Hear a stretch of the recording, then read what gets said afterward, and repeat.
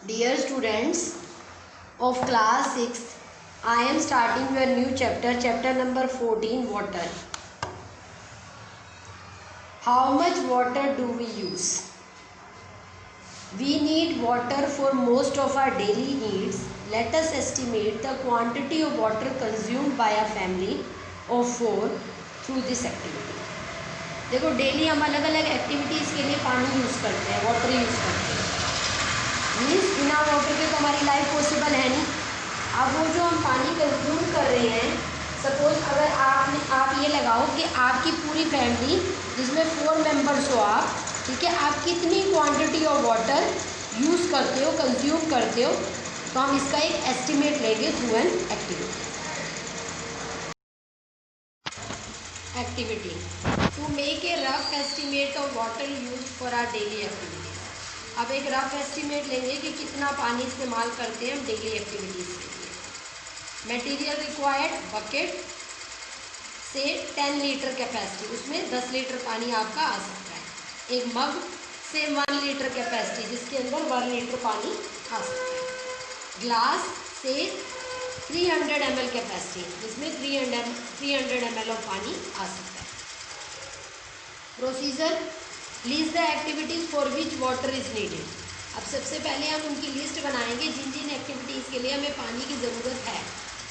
Measure the amount of water use for each activity by all members of the family in a day. उसके बाद हम ये measure करेंगे कि हर activity के लिए हम 4 मेंबर अगर फैमिली के हैं तो हमने चारों ने कितना पानी यूज़ किया, इस्तेमाल किया, उसको मेज़र करके उसको नोट डाउन करेंगे. ऑब्जर्वेशन एक्टिविटी, सबसे पहले आप एक्टिविटी नोट लिखिए आपने कि किस पर्पस के लिए वाटर इज़ बीइंग यूज्ड.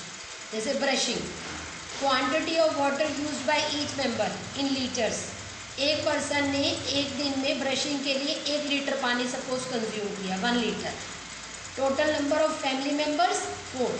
तो total quantity use for brushing for all the members for all the members in 1 day for brushing is 4 litre.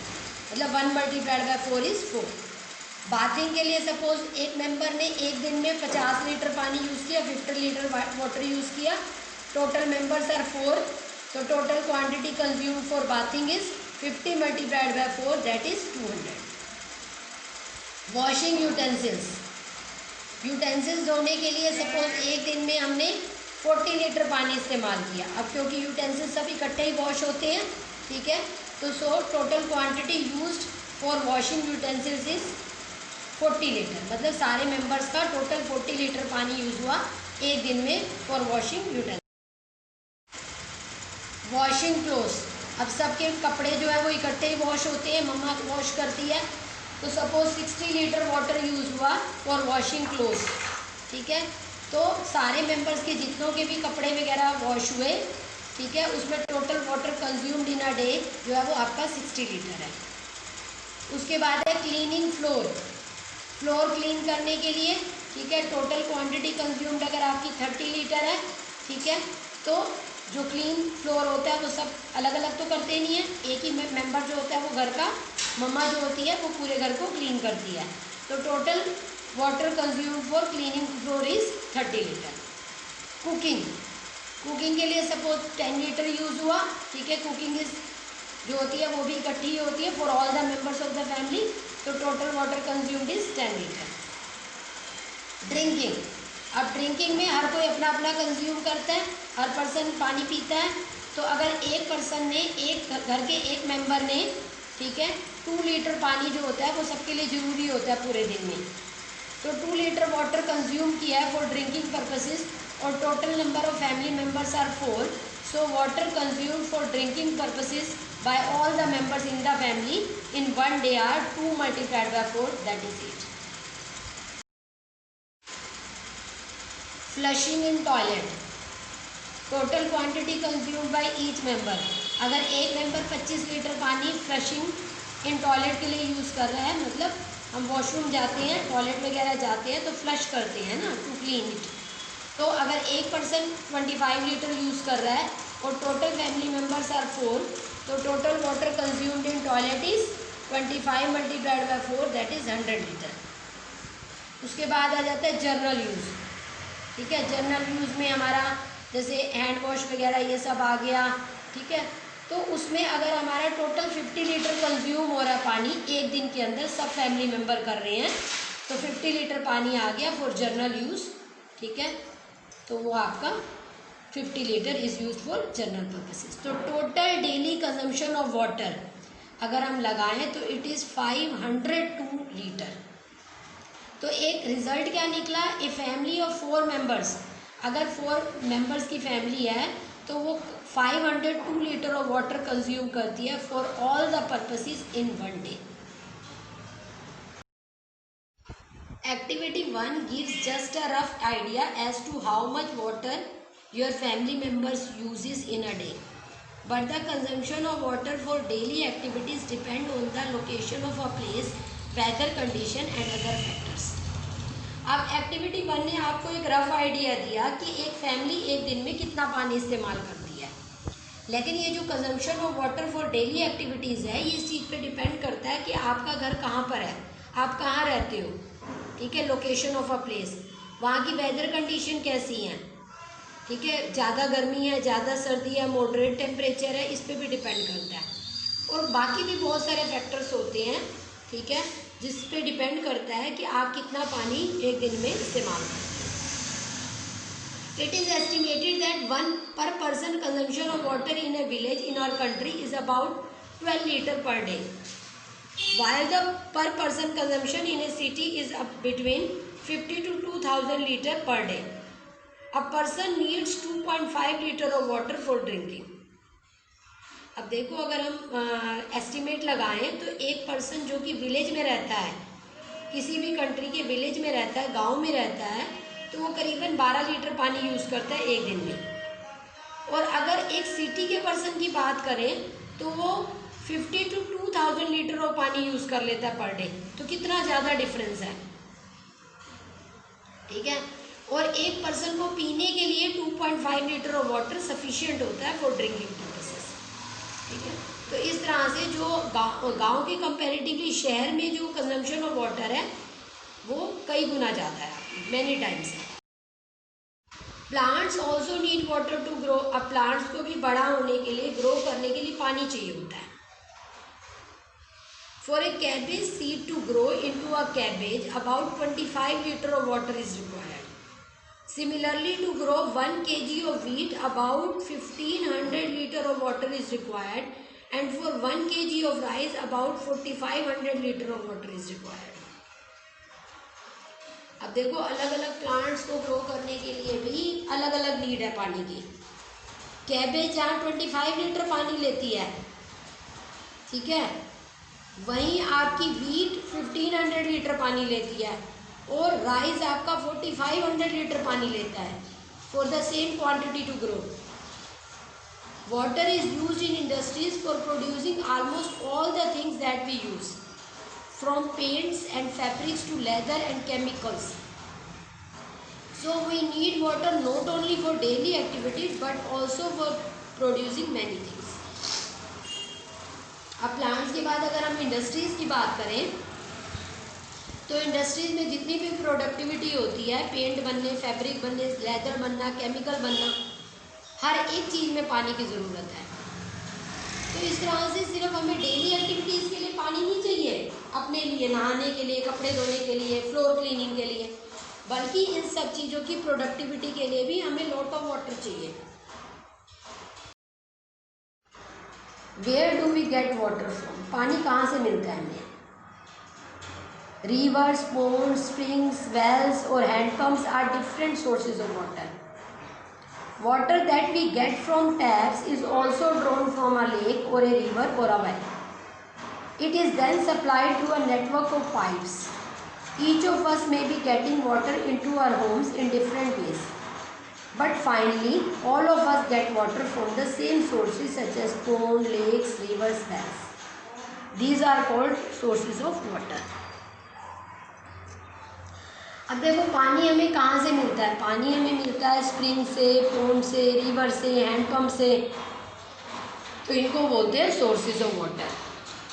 ठीक है, अब पानी जो है हमें मिलता टैप के थ्रू है, चाहे वो कहीं से भी आ रहा हो, from where it is drawn, ठीक है, लेकिन आएगा तो हमारे घर में तो टैप से ही आएगा ना, नलों से आएगा ना पानी।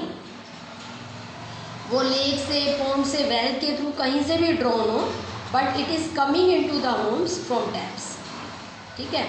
तो नेटवर्क ऑफ पाइप्स लगते हैं, एक नेटवर्क तैयार किया जाता है पाइप्स का, जिससे पानी फ्लो करके अलग अलग सोर्सेज से क्लीन होने के बाद हमारे घरों में आता है, ठीक है। But finally all of us, लेकिन हम सबको को पानी कहाँ से मिलता है? सेम रिसोर्सेज से मिलता है, pond, lakes, rivers, wells, and these are called surface sources of water, और इनको बोलते हैं सरफेस सोर्सेज ऑफ वाटर, ठीक है। पानी इनके अंदर कहाँ से आता है अभी बताते हैं आपको। But these sources gate water from rain. अब इनको सरफेस सोर्सेज क्यों बोलते हैं? क्योंकि इनके अंदर पानी जो है वो रेन के थ्रू आता है, बारिश। We also get water from sources like springs and wells. हमें वाटर जो है वो स्प्रिंग और वेल से भी मिलता है। These are underground sources of water. जो हमारे रिवर, पॉन्ड वगैरह हैं ये तो रेन से फिल्ड होते हैं, और जो आपके स्प्रिंग हैं, वेल्स हैं, ये आपके अंडरग्राउंड सोर्सेज ऑफ वाटर हैं जो अंडर अर्थ प्रेजेंट है। The water in the ocean and seas has many salt dissolved in it. अब ओशन और सी की बात करें तो ये बड़े बड़े रिसोर्सेज हैं वाटर के, और इनके अंदर वाटर जो है वो, वाटर के अंदर जो है वो सॉल्ट डिजॉल्व फॉर्म में है, मतलब पानी जो है वो सैलाइन इन नेचर है, पानी में सॉल्ट है। So it is not fit for drinking and other domestic agriculture and industrial need. अब ओशन और सी जो बिगेस्ट सोर्सेज ऑफ वाटर हैं, ठीक है, जिनके अंदर सॉल्टी वाटर है, उसका इस्तेमाल हम ना तो पीने के लिए कर सकते हैं, ना अदर डोमेस्टिक या फिर एग्रीकल्चर इंडस्ट्रियल नीड के लिए कर सकते हैं। You might have heard the famous lines of the poem Rime of the Ancient Mariner, written by S.T. Coleridge in 1798. Water, water everywhere, nor any drop of to drink. Water, water everywhere, nor any drop to drink. Here the poet has described the plight of sailors on a ship lost in the ocean. Yet oceans play an important role in supplying water that we use. The water present in oceans evaporate by sun's heat and condenses to form clouds and bring rain to us. The continuous circulation of water in the nature is called water cycle. अब आप लोगों ने एक poem सुनी होगी, उस poem का नाम है rhyme of the ancient mariner, ठीक है। इसको पोएट ने इसमें क्या लिखा हुआ है? Water, water everywhere, no any drop to drink. पानी तो हर जगह है, चारों तरफ है, लेकिन उसको पी नहीं सकते। क्यों नहीं पी सकते? क्योंकि एक फ्लाइट ऑफ सेलर्स की बात बताई हुई है। कुछ सेलर्स जो कि शिप में बैठे हुए हैं और उन्होंने ओशन में अपना रास्ता खो दिया है। अब हर तरफ उनके अराउंड पानी पानी है, लेकिन वो पी नहीं सकते, एक ड्रॉप भी नहीं पी सकते। क्यों नहीं पी सकते? क्योंकि वो सलाइन वाटर है। तो ओशन और सीज का जो पानी है, it is not fit for drinking, it is not fit for domestic use, it is not fit for industrial use, ठीक है। लेकिन स्टिल ओशन जो है वो हमारे लिए एक बहुत ही इम्पोर्टेंट रोल प्ले करते हैं, हमें पानी सप्लाई करने के वे में। कैसे? ओशन के जो सरफेस का पानी है, जो टॉप लेयर है, वो पानी जो होता है वो इवेपोरेट करता रहता है सन की हीट की वजह से, ठीक है। सन की हीट की वजह से वो वाटर इवेपोरेट करता है, और इवेपोरेशन में सॉल्ट थोड़ा इवेपोरेट करता है, सिर्फ पानी इवेपोरेट करता है, मतलब conversion of water into water vapour. और वो वाटर वेपर ऊपर जब स्काई में जाते हैं और ऊपर चढ़ते जाते हैं तो कंडेंस होते चले जाते हैं, ठंडे होते चले जाते हैं, ड्रॉपलेट्स बन जाते हैं, फिर बड़ी ड्रॉप्स बन जाते हैं, और फिर क्लाउड फॉर्म कर लेते हैं। और वो क्लाउड जब हैवी हो जाते हैं तो रेन की फॉर्म में हमारे पास वापिस आ जाते हैं। अब हमारे रिवर्स, पॉन्ड्स, अंडरग्राउंड वाटर सब मेंटेन हो जाता है, अब उनमें थोड़े कोई सॉल्ट है। तो इसका मतलब ये हुआ कि ocean and seas are playing a very specific role, very important role in maintaining the water cycle, ठीक है। तो वाटर साइकिल मेंटेन करने में हमारे ये सी और ओशन बहुत बड़ा रोल प्ले करते हैं। तो continuous circulation of water in the nature is called water cycle.